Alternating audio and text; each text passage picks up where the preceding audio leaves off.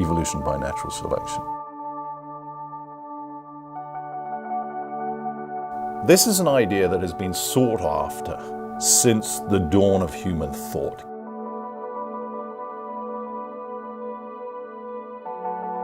And it was a theory that was discovered by two people, and we've blithely forgotten one of them. What on earth has happened to poor old Alfred Russel Wallace?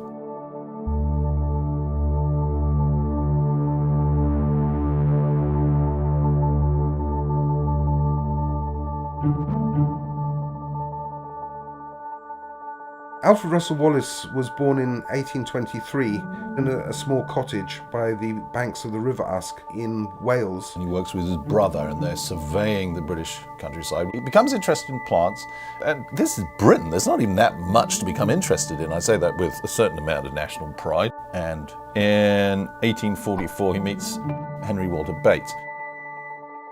Bates turned out to be a really keen beetle collector. So, okay, here we are collecting beetles in miserable Britain. We can do better than this. We can do real science. He suggested to Bates that they both go off to Brazil and collect mainly insects but also birds. These are two know-nothings. They don't have any money, they've been nowhere, and they decide to go to the tropics.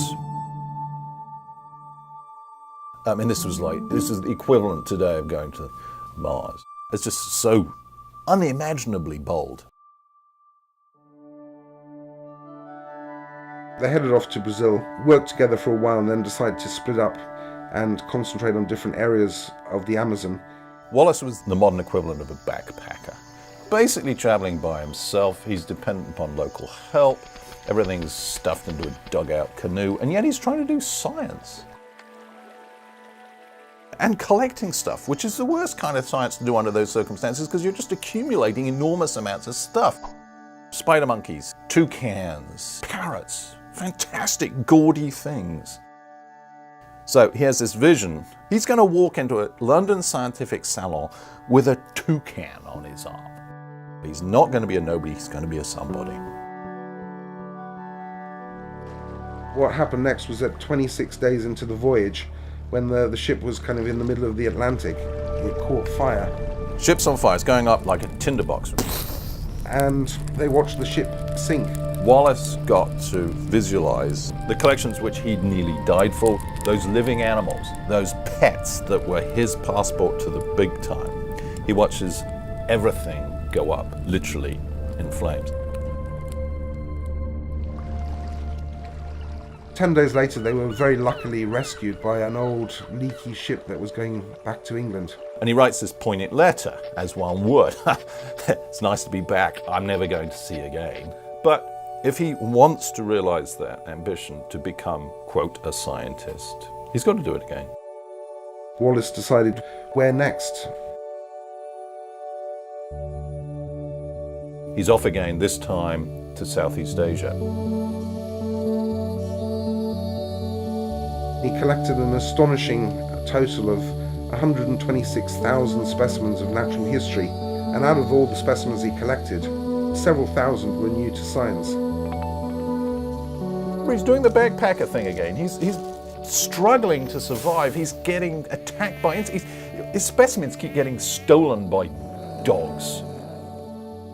And yet he's still finding time, in between bouts of malaria, to really think big picture. He was in a little village, racked by malarial fits. During this illness, Wallace was really thinking about natural history and the distribution of plants and animals in space and time. The notion was that species changed one into another through time. And for whatever reason, ping! Yes, there was his eureka moment. Wallace realized basically there's constant death and a struggle in the natural world. There's finite resources, therefore a competition. So who's going to win that competition? Well, the best endowed. And this provided a mechanism driving evolution, natural selection.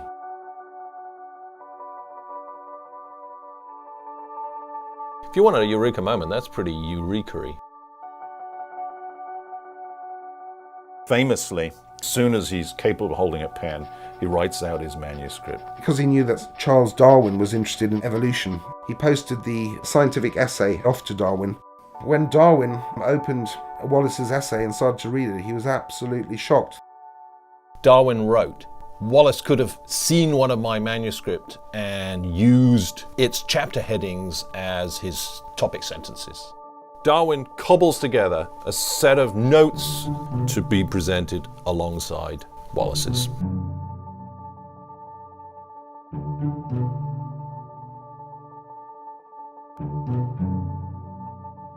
The next thing that happened, of course, was it galvanized Darwin into scribble, scribble, scribble. The Origin of Species, published in November 1859, does mention Wallace in the preface, but it's my theory.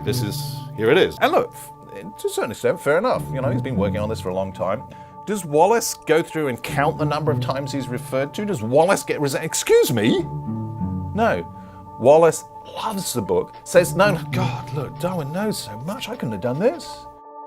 I suppose I hate sort of injustice, and I feel that at the moment the history of biology has a very Darwinocentric view. People like Wallace actually made massive contributions, and they deserve to be remembered as well. It's the greatness of the idea that they had, which should give him prominence, which is this idea that everyone's been seeking forever, where we come from and how we relate to the rest of the natural world.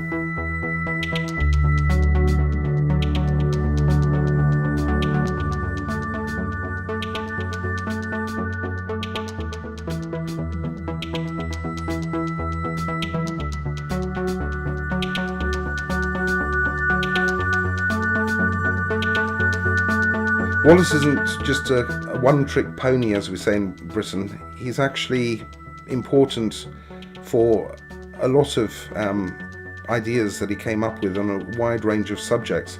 And this is my claim. People who become fully engaged with Wallace, actually read a reasonable amount of what he's written, fall in love with him.